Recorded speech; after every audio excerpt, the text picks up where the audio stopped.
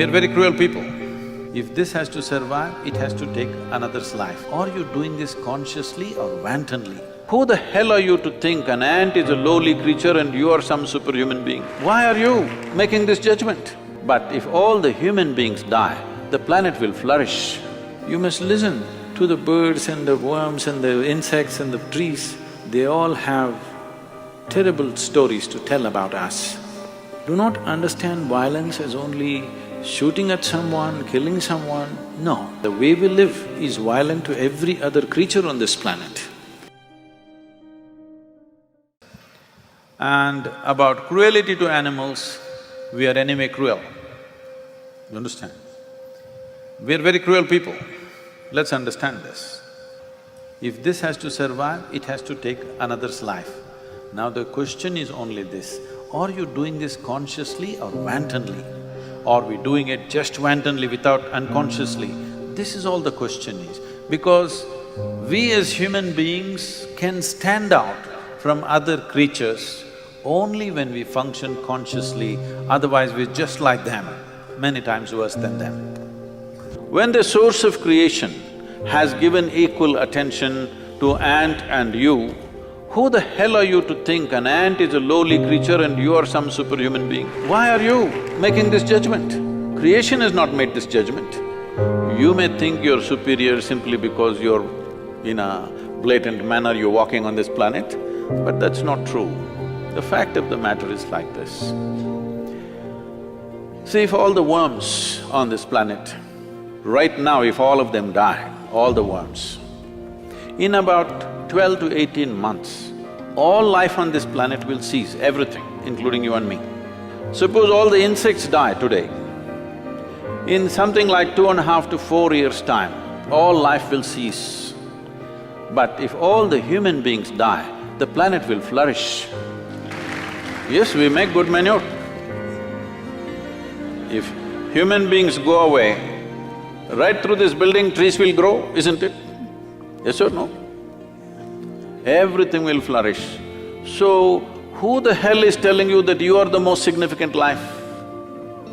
This idea that the cosmos is human-centric is a stupid idea. Every creature has value. Because we did not realize that, how many things we have destroyed in this world? Simply because we think this is valuable, this is not valuable. There is nothing here that is not valuable, everything has its value. She was talking about gazelles. So for a gazelle to become a giraffe, it took many millions of years.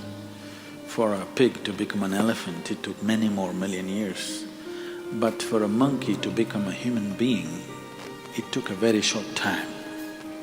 Right now, we have arrived at a state of intelligence which without the necessary stability.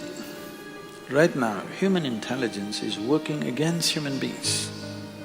It has to work for us means we have to create a stable platform. An unstable human being with an sharp intelligence becomes destructive. Without stability, our intellect and intelligence is like a knife. If you know how to hold it, it can do productive work. If you do all this, it'll rip yourself up. Right now, our own intelligence is ripping us up. And when something rips us, we also sometimes want to rip other people. Do unto others what we do unto ourselves. People do it, unpleasant things to themselves and unpleasant things to everybody.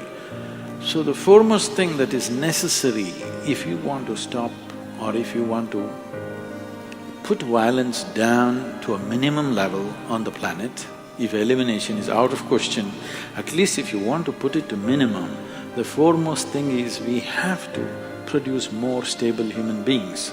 Otherwise, our intelligence has become counterproductive because the evolutionary skip, you heard about the missing link, you know. Evolution has skipped when it comes to human beings. Suddenly we have evolved in a big way from whatever, from a gorilla to a chimpanzee to who we are today. In terms of DNA, we are only 1.23% different from a chimpanzee.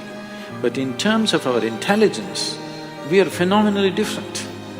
We are not able to handle that difference This difference can be only handled if we invest a certain amount of time and energy towards stabilizing individual human beings. There's a whole lot of unstable human beings going around. If they were like any other creature, stomach full, they would be settled. But once you're human, stomach full doesn't settle you. Stomach empty, only one problem. Stomach full, 100 problems. This is the nature of the human being, because he does not settle by fulfilling survival process. This one will not settle by fulfilling survival process. This has to be brought to stability to seek more profound things. When your intelligence does not seek something more than survival, it becomes violent.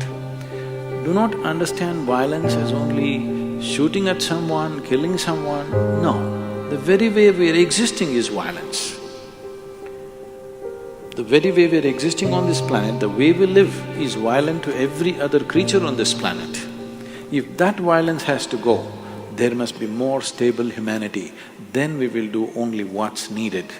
You must listen to the birds and the worms and the insects and the trees. They all have terrible stories to tell about us.